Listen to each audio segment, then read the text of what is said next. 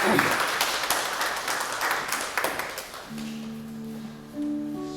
I'm going to start with a piece of music.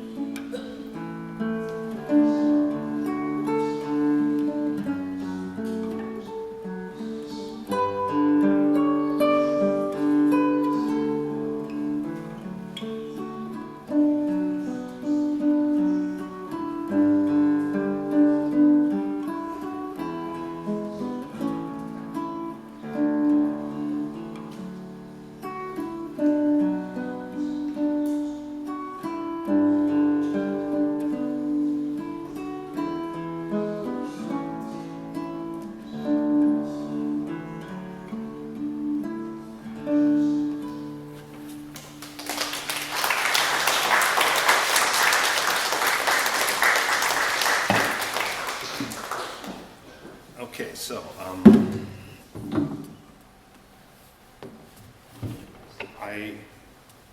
first I want to thank Larry Ferrara, my good friend and guitar teacher. He's here with his guitar. He's going to play for us while we.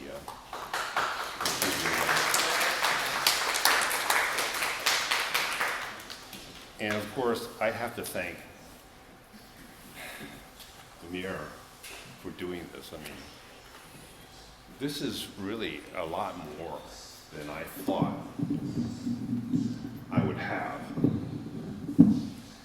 And when I work, I go through images and I put them together and I replace it. I make a slideshow because I have a YouTube channel. I post these works in progress to share with my audience on YouTube, which most of the people are on the other side of the world.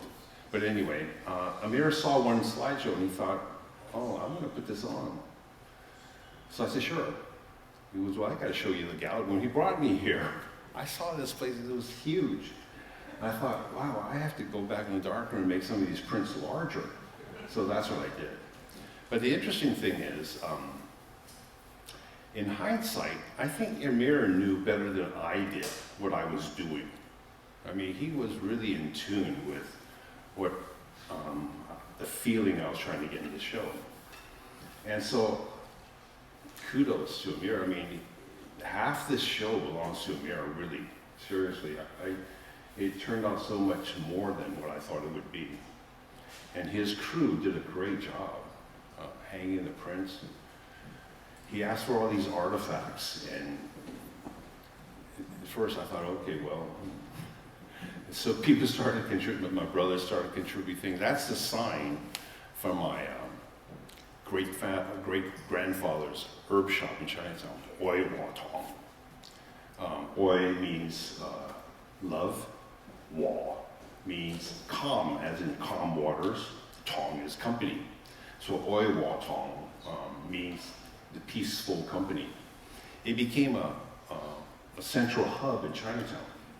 It was where people would congregate. I did a photo shoot for the president of the 6 companies in Chinatown. I was recording all of his porcelain pieces. He told me that when he was young, he would go to our herb shop, and he and his friends would hang out there, and if they felt ill at all, my grandfather would make a tea for them, and they would drink it and go on their way. So that herb shop lasted until 1957. It was started in 1864 by my great-grandfather. There's a portrait of him on the scroll on the table here. He first came to this country in 1852. He saw right away that the Chinese needed health care. So he learned the herb business, went back to China. He made that trip 3 times. Back in those days, it took 3 months to travel from China. 33% of the people on board would die. They were thrown overboard. He made the trip 3 times because he was healthy. And because of him, we are here. So the reason why I even started this, though, was because my father's oldest brother, who I call Tai Chi, he was in his 90s. My mother had written a biography of her family's life, and I wanted him to translate it because it was all in Chinese and I couldn't read it. Tai Chi thought it was a fairy tale, but he reluctantly translated it as I went back there every week. And my maternal grandmother, was kidnapped from China when she was a little girl. She was brought over here to be raised as a prostitute. And my grandfather saw her when she was a little girl. He purchased her outright, took her home, and raised her. When she turned 15, he made her his wife. And she bore him 9 children. My mother was number 9. So that story was written out by my mother. And Tai Chi would translate this. He also had gone back to China a number of times. Tai Chi went there. He said he went to our village 4 times in China in order to claim that portrait of my great-grandfather, his grandfather. The communist government had said that it was a national treasure and not allowed to leave the country, but he was able to bring that back. He also found his aunt, one of his last surviving aunts, and she had a biography of my great-grandfather. So he showed that to me, and he also translated that for me. And so I would go back and see him every other weekend for months. And when you're 90, it was always a pleasure to get a visit from someone. So our visits became very special. And as he translated, I found out that there was a lot more to my family than I thought. My great-grandfather had 5 wives, and my grandfather had 3 wives. So throughout this ordeal of translating, Tai Chi would venture off and I want you to see something. He'd get up from his chair and slowly walk over to the bookshelf and go to where his photo albums were. And he would look for something very specific, and he'd bring out this little picture, and sometimes he'd ask me, can you make this larger so I can see it better? And he would tell these stories about when he was in the military. He had very fond memories. Uncle Donald, who was born from my grandfather's 2nd wife, and Tai Chi was born from my grandfather's 3rd wife. They got along really well, especially in the military. They always looked forward to getting back together. And he showed me these pictures of them growing up. And I was fortunate in that I was able to work with all the brothers. My father started a lab, which I worked, my brother Pat and I worked for him. Tai Chi, actually, he was an electrical engineer, so he was in the lab designing timers and temperature control units. And Uncle Donald was the accountant. He would come in at night. And because I worked late every night, I'd see Uncle Donald. Uncle Bill was the youngest. He also wanted to come in to make his own photographs, but my father wouldn't let him. So when I started my own lab, I invited Uncle Bill. He came to work, do his own photographs in my lab. So I got a chance to meet all four brothers. And they all got along except for my father and Tai Bok. And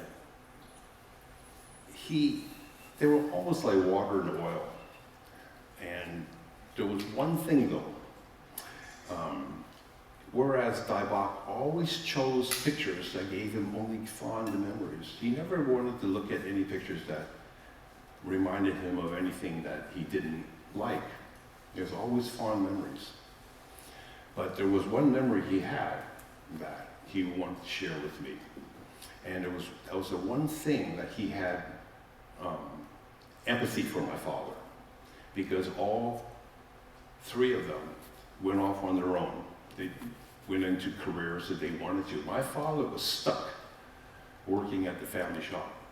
He never wanted to be in the herb business, but somehow he wound up there. My grandfather, when he died, he left the herb shop, which had been in business for over 90 years, to his cousin. The cousin couldn't speak English. My father could. So that cousin handed it over to my father. And what happened was, during the latter part of the McCarthy era, a prosecutor went after herb shops because we got our herbs from Red China. It was illegal by then to trade with Red China. My father got his herbs from Canada, which originated from China. One day he went to the herb shop to open up and there was a padlock. And it said closed by the US government. And they burned all our inventory. It was almost 100 years of inventory. Now, Tai Bok was the one person that my grandfather told to take a physical inventory every year. So Tai Bok knew what he was talking about. He told me that in 1957, our herbs were worth $750,000. And most of those herbs were purchased before China became Red China. But the prosecutor burned everything. Eventually, the judge ruled my father to be innocent and said that the law was not followed correctly. So the prosecutor did not win that case. But overnight, our family was scattered. The one thing that, when the Exclusion Act came into being, the one exception was if you were a merchant, you could still come to this country. So a lot of people from our village came to work in the herb shop. They all invested in the herb shop. So when we lost that business, everyone had to go out and look for jobs. My mother told me, my father had to take 3 jobs at the same time. And he had 4 kids, had just bought a house, and he had to support us. Now, back then, it was kind of hush-hush. We weren't informed. Years later, my mother would show me the news articles, which I have up here, one of them. And in the end, my father would tell me many years later, he says, when he walked down to the herb shop and saw the padlock, he felt a great weight lifted off his shoulders because he never wanted to be there. His hobby was photography. So one of the 3 jobs he took on was that of a photographer. And that's what he wound up doing. He shared that with me and my brother Pat. We helped him build Color 2000. Eventually Pat, Terry and I built photographic software, which became Color 3 Lab. And so that tradition all came from the fact, you never know, I might be working in an herb shop today if that didn't happen. Now, when Tai Bok was thinking about this, he was so upset about that $750,000. He asked me to sue the government. Well, of course, being Hawes, we didn't do that. But he wanted me to take some of these photographs down to the Chinese Historical Society with that sign, which Terry thought was a good idea to donate that to the Historical Society. And because Dai Bak was so old, he couldn't walk the 2.5 blocks to the Chinese Historical Society. And if I'm right, he was 100 years old in 2019. The early part of 2019, Dai Bak passed away. And I decided to take some of these pictures and go ahead and blow them up, bring them to the Historical Society. So that was the impetus to start this portfolio, so to speak. What happened was, in 2020, the pandemic hit, and violence against Asians became a thing that I wanted to address. So my selections and photographs began to change, and I started to include those images that showed us assimilating to the American experience and how we were all immigrants or children of immigrants, except for the natives. And that's why I include that picture of my sister being carried by an Indian chief. So I started to include pictures of us bike ride, camping, music, and I thought there was one thing that America took wholeheartedly from China, and that was martial arts. So I included the pictures of me and my cousins learning Tai Chi from Sifu Bill Chin, Chen Kok-Fung. And when I got to the picture, the portrait I shot of Sifu, it hit me in a way that I didn't expect, because I no longer did Tai Chi. I had stopped Tai Chi years ago, but I still practiced the meditation he taught us. And I thought, well, what remained from all those years of practice? And I realized that when I was young, I wanted to be happy. You know, everyone shoots to being happy, but the problem with happiness is it comes and goes. One day you're happy, the next day you're not. But what remained from the time of Sifu was a sense of balance. You don't strive for happiness, which is one of the things that Sifu taught us. So, because of that, I realized that peace of mind was something that you can have in a constant way. So I found myself getting less angry nowadays. I don't get upset when people cut in front of me on the road. It's a direct result of my studying Tai Chi with Sifu. This is what he taught us, to have a balance in our life. So from there, of course, it was inevitable that I would look at the generation that came before. And that's when I started to look at my aunts and uncles. And like the story I told you about my grandmother being kidnapped, my great-grandfather coming, it was a real gamble. There was a picture on the wall. My father shot the gambler. There was a Uncle Sim and my father used to always join these photo contests, and they would meet every year at Sigmund Stern. My father won first prize for the gambler. And when my father passed away, I inherited thousands of negatives, so I have the original neg. So a lot of these are printed from the original neg.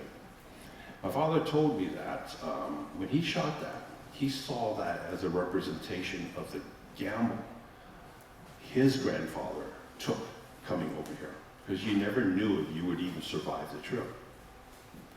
So the picture that on the surface looks like a kid wanting to win something off of the shelf in a bazaar meant more than the surface. And so the pictures are like that. Every one of these have a story behind it. So when I decided to do pictures of the generation before, I would work on a picture of someone. A good example would be Ma, the seventh aunt. My mother was number 9. The seventh daughter told me, now I'm already 30 years old, and she's telling me this. She says, 我還記得你後生嗰時你壞嗰陣時，我話你打死你, which means I'm going to kill you if you're naughty, right? Now, of course, she's not really going to kill us. That's just how she spoke.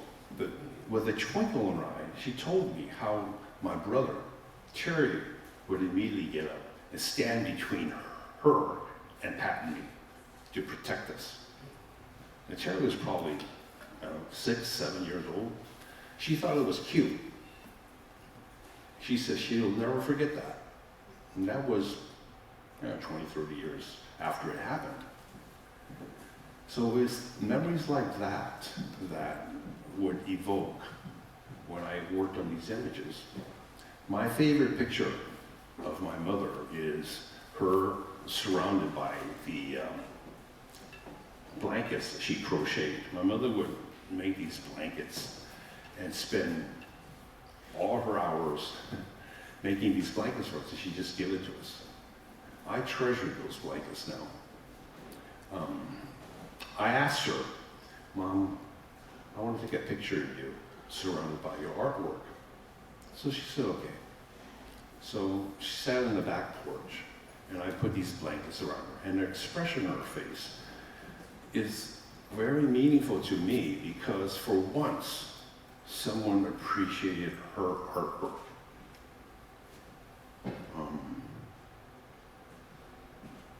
When I think about what my mother and her sisters, what they did for us, you could say it was a sacrifice, but it wasn't.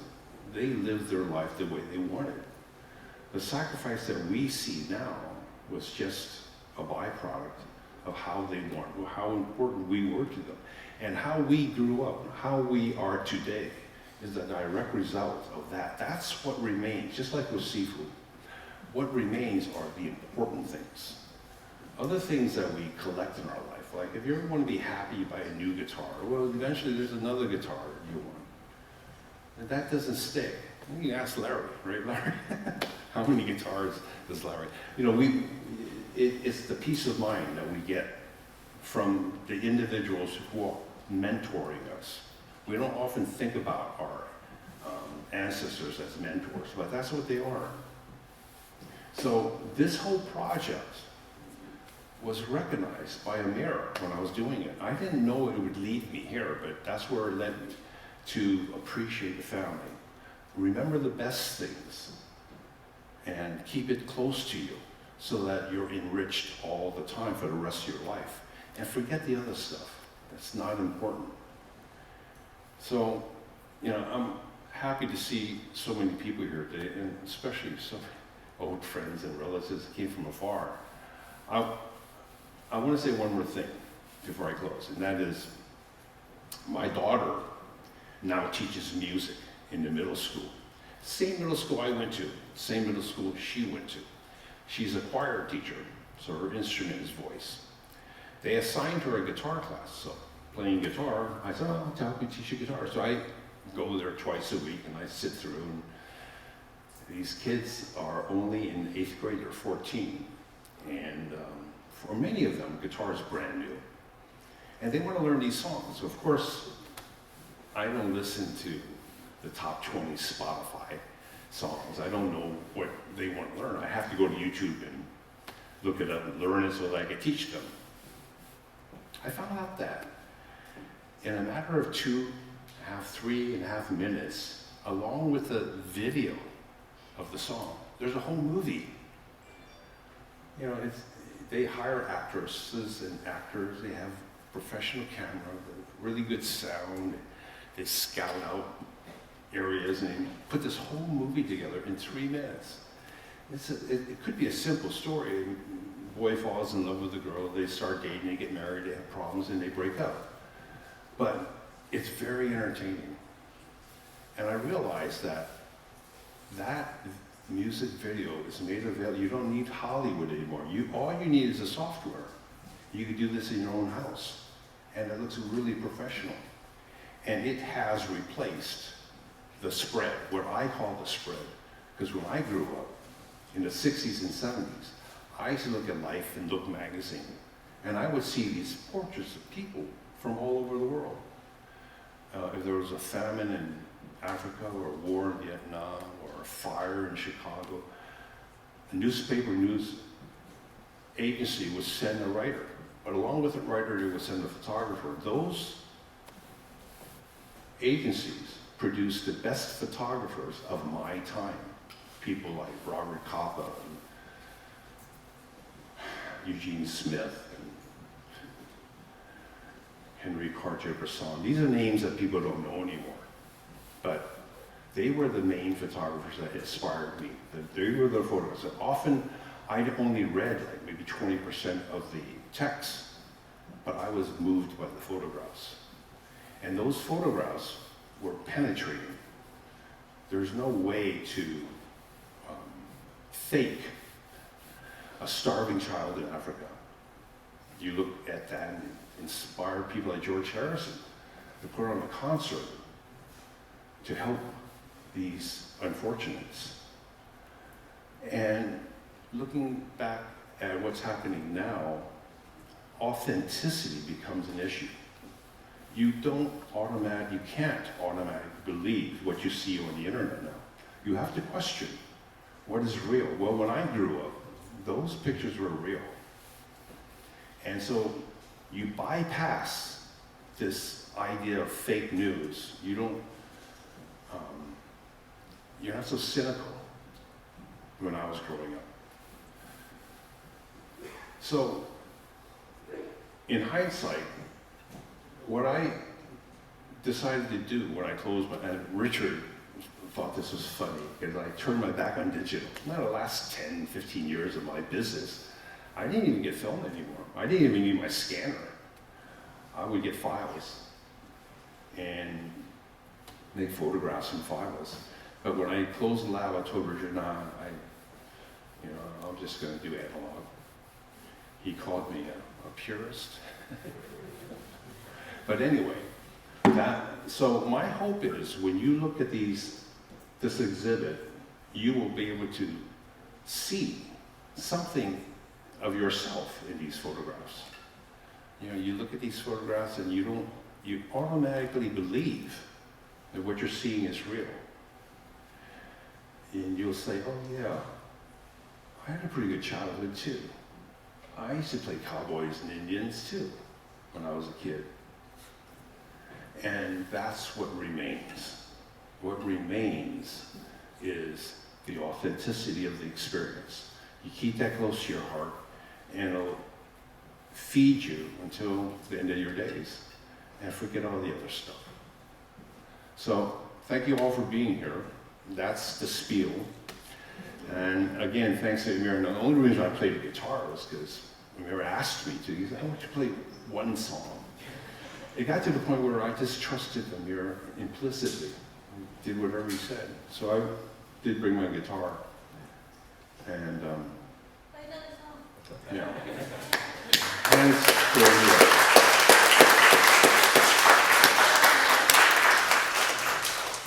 So that's it. Thank you.